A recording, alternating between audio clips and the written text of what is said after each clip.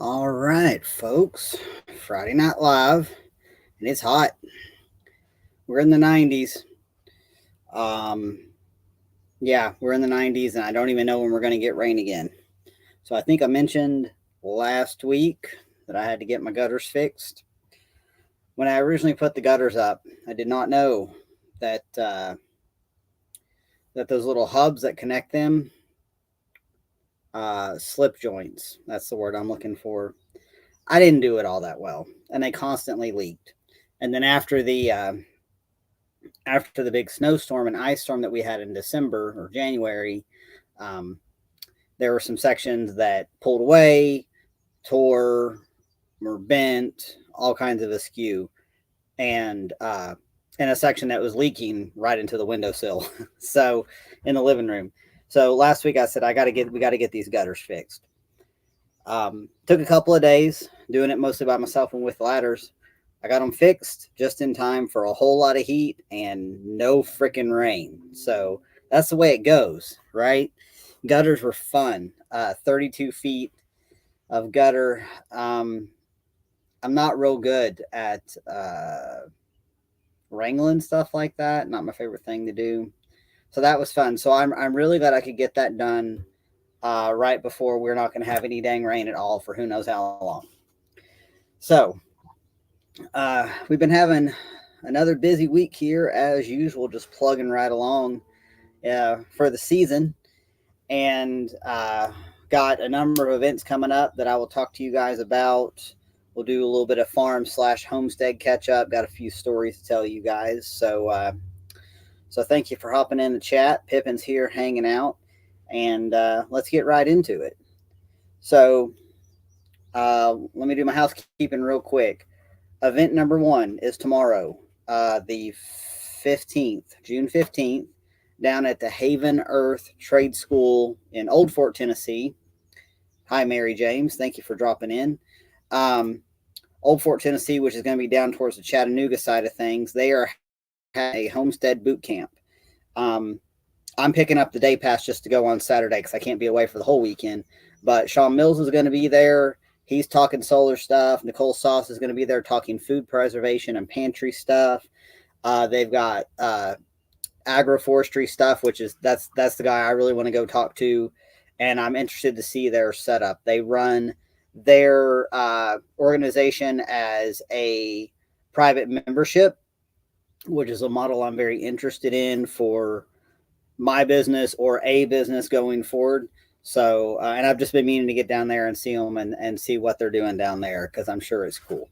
So, I'm going down there just for the Saturday portion of the event, and then next Saturday, the 22nd, is their open house, and I'm doing the foraging walk down there. So part of tomorrow, I'm going to scout around, put together a little foraging route in my head, and then we'll be doing a foraging walk the 22nd that evening. We'll wait till it's cooled off a little bit. So I'm looking forward to getting down there for the day. It'll be about 90 minutes in a Jeep with no air conditioning. I've got my cooling towel. So pardon me if I am wiping my face off here while we roll, but yeah, guys, it's that time of year. It's summer is fully here. I'm trying not to be too grumpy about it. I've never really done well with the heat. When I'm working at home, I am just in and out of the pool all day long. I go put on my pool shorts, hop in there, cool off for about 20 minutes, towel off, get back to whatever I was doing, and that kind of keeps me from getting too hot. I have learned now that I'm in my 40s that it's easier for me to overheat, and I don't always notice that it's happening. If I find that I'm outside working and I am suddenly inexplicably really angry and nothing has happened to make me angry, that's actually, in my case, a sign of pending heat exhaustion. So heat exhaustion starts before you actually get to the point of heat stroke. So that's actually kind of a very early sign for me.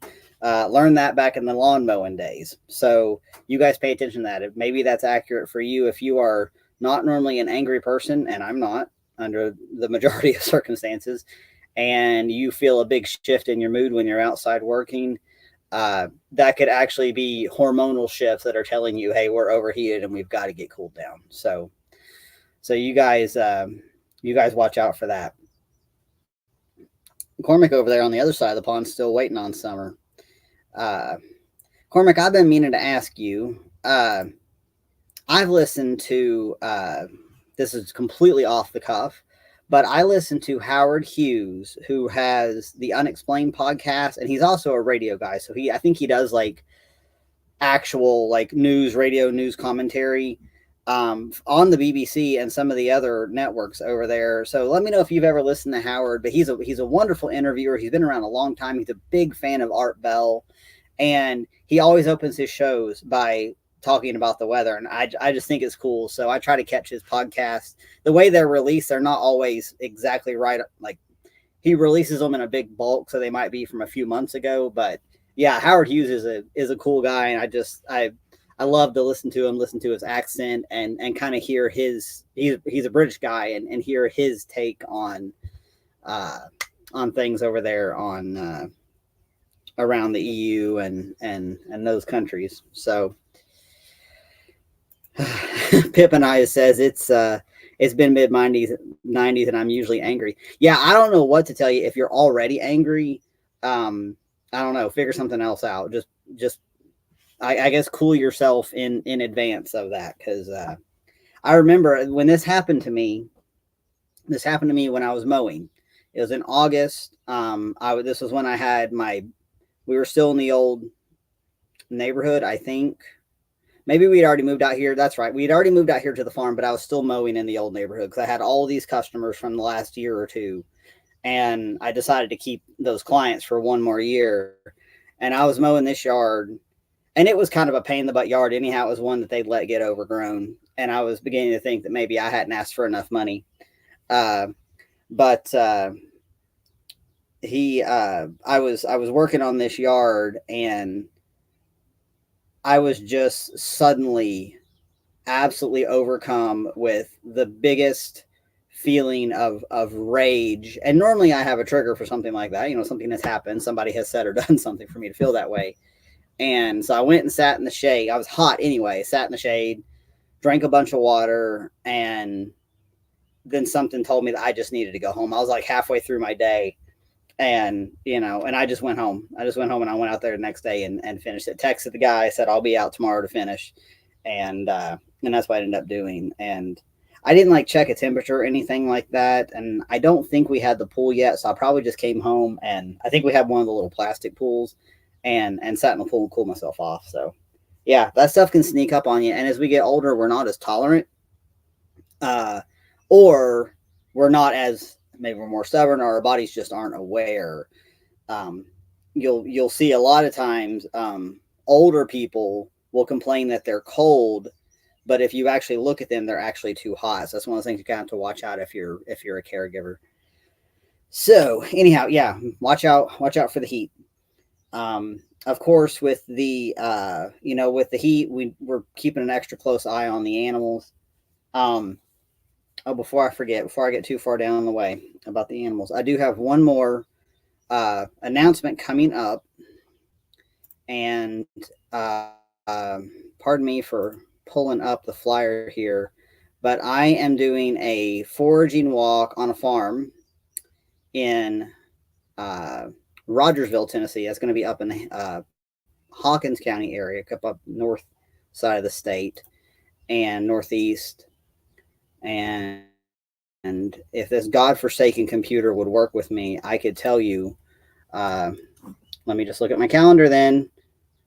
I'm pretty sure I put the details for this in the live stream notes, but that is going to be on the 27th, June 27th. I'm doing a foraging walk in Rogersville on a farm. Been invited to a farm up there.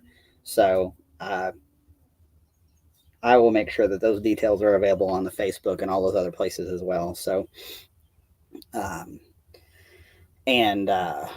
that's going to be one of those where we're going to do it in the evening. I'm going to show up earlier in the day, and I'll scout out my route in advance. And that's a Friday. By the way.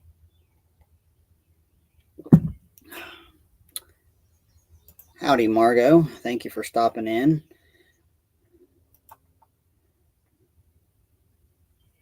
Yeah, Rogersville is a cute little town. That is truly the sticks. That whole area is pretty far off the beaten path of there is no interstate that goes through there. And most of the highways that come in there, in fact, I think all the highways that come in there are still just 2-lane highways. Very little in the way of so-called infrastructure. So that's one of the few places on this end of the state where you can just kind of get out in the middle of nowhere and have your quiet time. So I'm looking forward to going up there. As far as I know, that's what I've got on the agenda for this month. But I'm not even going to worry about July right now. We've got the Homestead Festival, we got all kinds of stuff going on in July. But y'all, sometimes this time of year, it's a day at a time for me, or a week at a time on occasion. But it's I figure out what I got to be doing that day and just take it from there. Too many moving parts otherwise. So yeah, with the heat up, we're watching the animals, extra water for everybody, topping off water 2 or 3 times a day. Um, so this is my first time with rabbits in the heat, and I know from other people that they can struggle in the heat. I've got the 4 females in their hutches on the east side of the shop, so they're shaded by noon. And my rabbit tractors that have the 2 males, and then the tractor that has the young ones that are growing out to harvest size are on there. I'm basically keeping them within the shade of the shop or the sycamore tree that sits between the shop and the house. And actually, everybody seems to be doing fine. Nobody looks distressed. They're just chilling. The only thing I've really noticed, aside from a little more water consumption, is they're not eating as much, which I get it. I'm not either. So uh, they don't seem to have as much of an appetite, but they don't look like they're distressed. So I'm just watching them, keeping the sheep topped off, trying to make sure they've got some sort of shade everywhere they go. Even if they don't have, even if it's not shade the entire day, that at least at some point in the day they can get into the shade. And my brother and I just a little while ago put up fence around the hops yard. So they're in a little paddock just adjacent to the hops yard. And either probably at this point tomorrow morning, I'm going to move them into half of the hops yard. So we perimeter fenced it, and then we put a divider fence in, and we'll let them graze one half. And then when they have grazed that, and when they have leaf pruned the hops vines for us, we'll scoot them over to the other side. We decided to divide it up to have a little more control over their rate and pace of grazing. So this whole thing with using the sheep to weed the hops, to leaf prune the hops, which results in better flower slash cone production, so better harvest. As the plant has to put less energy into leaf, it will put more energy into the cones. So it's coming along. We just kind of have to be watchful and make sure that they're not getting so vigorous that the vines are getting uprooted, which I'm not overly concerned about, especially if they're only in there for a couple of days. Um, and Primrose especially, she likes to rub on stuff, so we want to make sure she's not rubbing on the coconut core lines that hold them up. She's got plenty of posts in there, locust posts that she can rub on, so hopefully that'll be suitable. So we've done a couple of these test runs with them already, and we've been satisfied with the results. So this is kind of like the big grazing portion at this point for that. So the plan is to have them in there probably a day or two per side, and then I'll be taking them back up onto the 7-acre parcel west of here to basically bring them around that parcel in kind of a horseshoe shape, and then we'll be back down here closer to our 10-acre lot. So I'm always kind of thinking about where the sheep are going, when they need to go, how they need to go, trying to keep the paddocks as close together as possible, which is not always the case, and just kind of get more comfortable with moving them, with them following me, with everybody behaving themselves. The other thing is that we are planning, we don't really quite have it on the calendar yet, but we are planning to swap out rams. So we're going into our second season with Ramsey, and it's a good idea to change out your rams every year to year, 1 to 2 years. From what I understand, rams shouldn't. It is okay if they breed with their offspring, that their first generation offspring. They probably should not breed with their second generation offspring. So Ramsey is in right now with first generation offspring, and after that, he will definitely need to be swapped out somewhere else. He's a good ram. He's good natured. He's a good size. So I found actually just it just kind of happened. I didn't really plan it. Was talking with um, my buddy Keith, who has run the Knox Goats operation for several years. They're over just on the other side of, literally on the other side of the ridge from us, looking to the north, and he needs to trade his ram. So we're going to work that out. He's got the means to transport animals, so we'll get that worked out soon and get that on the calendar in the next couple of weeks. Uh, and he's uh, his ram is also good natured, a good size, has no problems with other livestock, has no problems with people. Is pretty chill overall. So it sounds like that'll work out. Yeah, Margot's saying that one generation is okay to breed them back to. Uh, and Polyface Micro is a great book that she mentioned there. I love that book. I go back and reference it. That's probably where I got my information as well. Um, that book came out at just the right time for me, because that book came out about the time that we went from urban homestead to our 10/7 acre efforts out here. And it is really, if you're not familiar with it, Joel Salatin wrote Polyface Micro, where he took the concepts and the practices at Polyface, which is hundreds and hundreds, if not thousands of acres. I'm not sure, they lease a ton of land, big, huge operation, takes those concepts and scales them down to your, 2, 5, 10, 20 acre homestead. So it's a great book, incredibly useful. Pardon me while I hydrate. So yeah, sheep are going well, rabbits are going well. I have chickens are on strike. I can't tell if they're getting ready to molt. They don't look like it yet, and it's kind of early, but I'm only getting like an egg every few days.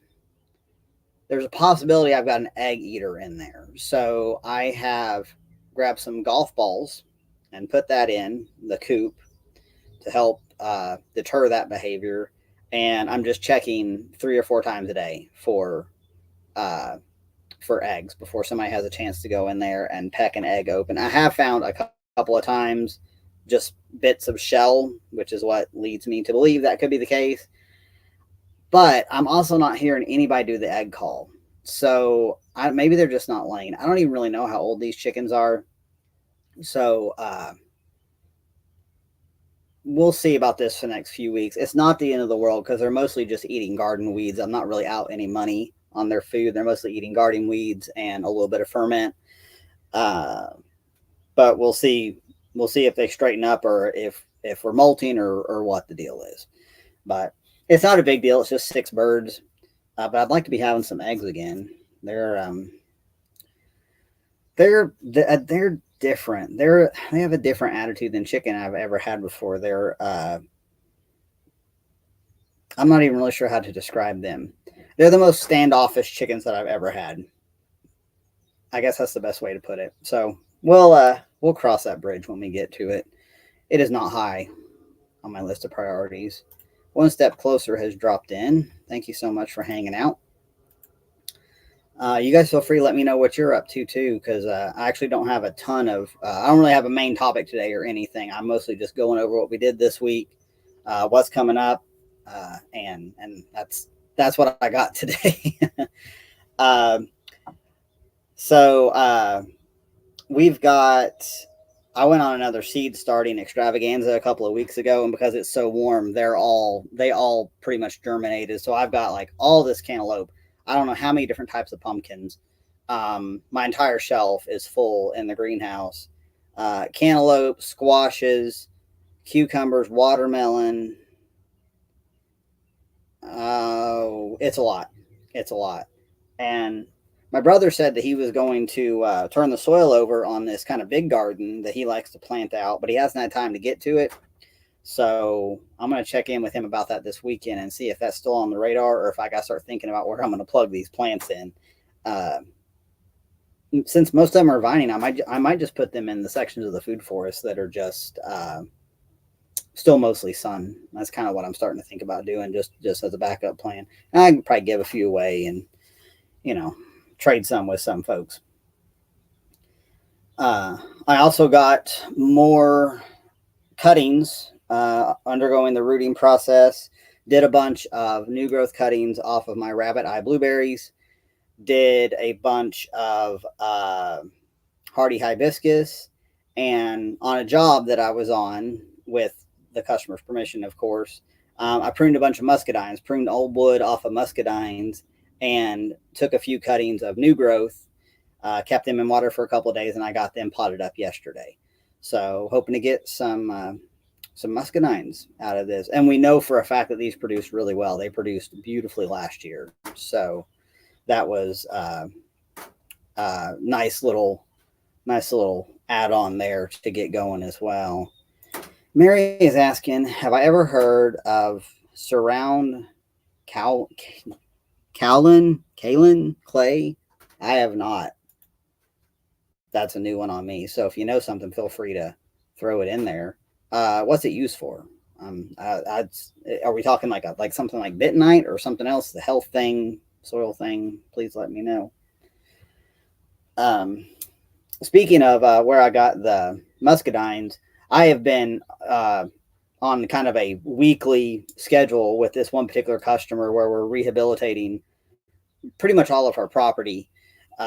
Most especially a food forest that was installed a few years ago, and she was unable to do the initial upkeep. Things that kind of overgrown, and there was pruning that needed to happen, and more mulching that needed to happen, and things like that. And the layout and everything is good. Everything, I mean, the swales are perfect. Everything was done right, but she wasn't able to keep up with it due to some family issues going on. So every week I'm out there with a different task list, kind of just getting things squared away. And on Tuesday, I pulled out a bunch of blackberry that we didn't want, blackberry that was taking over everything. Pulled out a whole bunch of privet, dug out pokeweed, pulled out what's that grass called? Johnson grass, big tall grass. Okay, it's something. This clay is something to spray on some of his fruit trees. Okay, thank you for letting me know. I will look into that because we have some diseased fruit trees in this food forest that I'm working on. There is some kind of black fungus on some of the peaches. There's something happening to the pears, and I will definitely look that up. I'm actually going to note it right now. So, Tony, and it is kaolin clay. Yeah, I'm all about remedies on that. So, my go-to when we run into disease issues, pest issues, I always go back to the soil first. And my customer told me about what they did initially with the soil, and it's been amended, and it's had, nutrient added, and and the fungal network and all that stuff is looking pretty good overall. But I've got a few more tricks up my sleeve. So thank you, Mary. I'll add that to the research list as well to see what we could do. Because it could just be it's just not the best variety of tree that's there. It could be another environmental factor. So I want to help kind of solve some of those issues.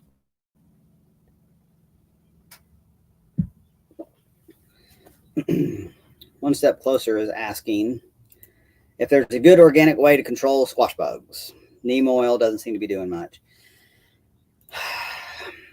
squash bugs. That's a hard one. Um, Normally, um, for one, they generally don't go after a plant that's weak. So see what you need to do to make your plants a little stronger. Um, Also, ask yourself, what can you attract to control squash bugs? So around here, I have noticed that the songbirds get into the garden, and they're going after the Japanese beetles right now, which is mostly what I've got coming around. Um, so see what it takes. If it's better habitat, if it's some bird boxes, things like that, um, and and see what kind of birds will come hang out and help you control those bugs.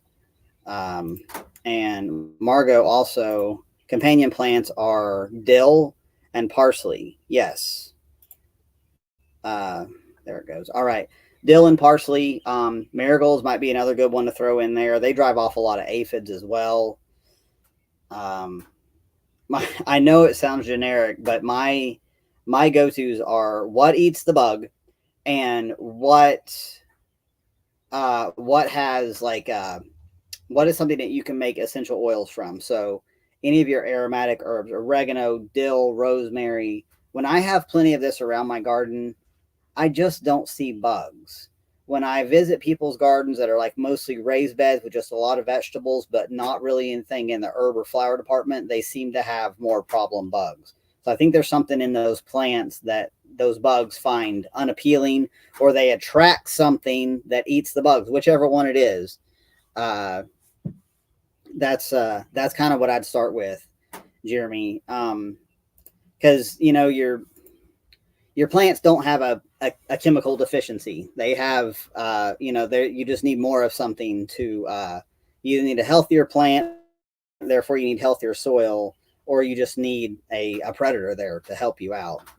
Um, there's a lot of good companion planting books out there, and there's a lot of really good charts. So get onto an image search and put in companion planting chart. Make sure you're looking in your zone and your grow zone, and there's some good stuff in there as well. So we're kind of finishing up, or not hardly finishing up. We are in the midst of weeding out this food forest. I did it in the fall, and of course now we're doing it again. And the next plan, of course, is we need to take up the space that was being occupied by weeds. There's really no ground cover layer that has survived. So I talked to my customer about it, and I said, I've got all the mint you could ever ask for. So I'm going to bring a whole bunch of apple mint and chocolate mint, and we're going to plug in mint rhizomes to just cover the ground and be that kind of tall ground cover layer. Because all the other layers are there. We've got vining things, we've got trees, we've got shrubs, we've got all kinds of fruiting stuff, we've got all kinds of pollinator stuff. But we need something to outcompete, especially the Johnson grass. And you guys know how mint is, and she likes her yard to be kind of wild and multi-species anyhow. So she said, go for it. So that's part of the plan for next week, is to just plug in a lot of mint rhizome.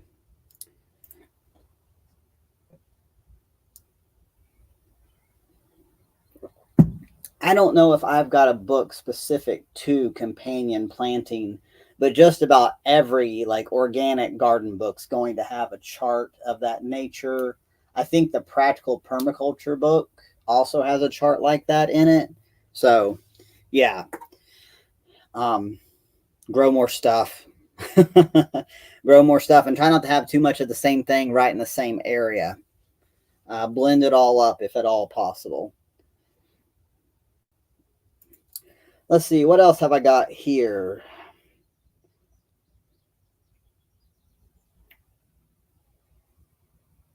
Oh boy. Well, I think I will let the snake story be the main topic here. So, uh, Angel, my wife, keeps she keeps a natural calendar.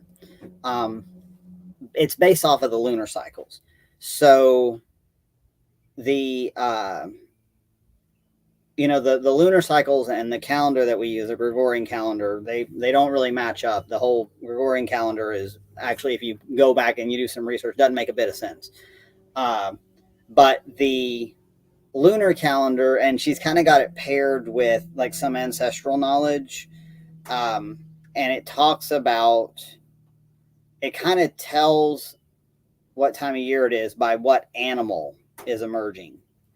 And the same with, flowers and, certain birds and things like that. There's a lot to it. I'm probably butchering this and she could explain it much better. But anyhow, according to where we live, we should start seeing the snakes come back around early May, if I'm not mistaken. And so since we have been out here, we know that there's plenty of snakes out here. When we chose this site for the cabin and we chose the sycamore tree as our centerpiece, we started cleaning out around the tree. There was a lot of overgrowth and privet and all kinds of stuff. And so we were coming in, cleaning all that out and getting, where we could get to the tree. And we found so many snake skins in this tree. So we were doing this in the summertime. We were doing this, probably into August or so. So many snake skins. I mean, dozens all throughout this tree. And we're like, okay, wow, snakes really like this tree. Good to know. Now, my relationship with snakes has changed over the years. I've never been one to just go kill a snake for no reason at all. I'm very much like, you have your space, I have mine. We'll leave it at that. And according to Angel's calendar, we should start seeing the snakes come back from their kind of, wintertime hibernation around early May. And we never did see them. There was one down at Mom's a few weeks ago that she got a video of. And I should say, in this case, we're talking about the black rat snakes, which are common up here. They're non-venomous. They control your mice populations, and they're good snakes. And I've had problems with them taking eggs before and that sort of thing, but they're useful snakes to have around. If you have those snakes, you actually tend to have less copperheads, which is kind of the most common venomous snake in our area. But they weren't hanging out. We hadn't seen them, and we were really accustomed to seeing them come up into the tree, even at the same time of day, late morning. We'd see him come up the grass from the lower pasture, make his way up that tree and hang out in the tree. Well, Angel and I were having lunch today, and we talked about it more than once. I was like, man, I wonder where snakes went, because we didn't know if something, and we hadn't really changed anything drastically that would affect their habitat. We didn't know if maybe with us being up here, is there just not as much food for him or whatever the case may be. And I'm talking about big snakes. I mean, there's this one, he's 6 or 7 feet long. He's a big old snake. Yes, Margot, that is a possibility. And when we had a different chicken set up in a different location, I did open the nest box one day to see a snake with his mouth around an egg, and I almost had a heart attack. And after that, I made things a little less snake accessible.